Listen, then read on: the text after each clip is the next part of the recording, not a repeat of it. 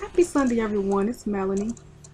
I haven't too long gotten back in from church today, and we had a guest preacher there, was preaching an awesome message, and his message was entitled, "You have to say what you see until you see what you say."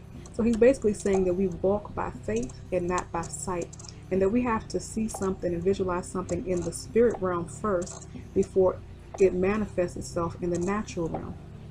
And immediately my mind went back to a class that I had a couple of weeks ago, where I had to do an oral presentation on this topic of vision. It was saying basically that vision is like foresight, or the ability to see what's ahead and plan accordingly. It's like your goal, your aim, your purpose for your life, for your organization, your company, your ministry, your group, team, whatever you're on, whatever you're part of. It's your focal point. So when I was thinking about that, and I was about to give the presentation, I envisioned someone holding a bow and arrow, and they're pulling that bow back and they're aiming at their target. And to me, their target represented their vision that they're trying to hit, and the arrow represented the action steps that they have to take to accomplish that goal and to accomplish that vision. If they're shooting and they're missing and they're not hitting the target, they're going to keep firing until they hit that target. And then in the text of that class, there was an interesting statistic that the author mentioned, and it basically says this: Stanford research says that 89% of what we learn is visual, 10% is auditory or what we hear, and 1% has to do with our other senses. So essentially, the majority of what we learn is based on what we see. When people lead by example, that's what you remember the most. So in a leadership position, people are going to follow what you do more so than what you tell them. So that's something to think about when you're trying to develop a vision. Every organization and person should have a vision statement for their life and for their organization. It's because it's what drives the organization. It's what drives you and motivates you and your team to accomplish that vision. The Bible says that without vision, the people perish.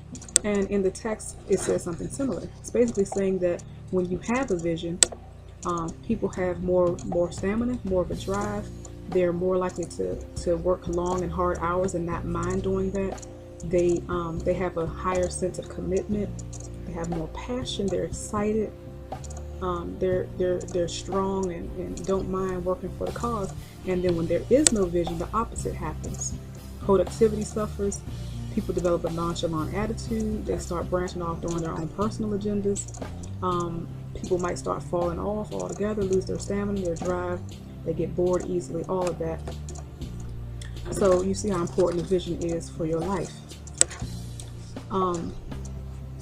So I want to encourage you, if you don't have a vision for yourself, for your organization, it's essential that you develop one and that you map it out and then start visualizing and meditating on it every day.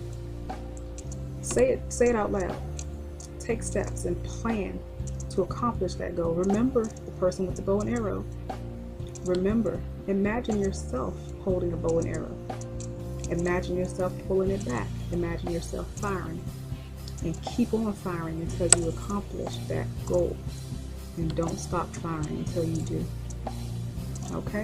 Till next time, have a beautiful, blessed, and productive day. And I pray that your week ahead is also beautiful, blessed, and productive. And remember what the preacher said again. Say what you see till you see what you say. All right, take care. Talk to you soon. Bye-bye.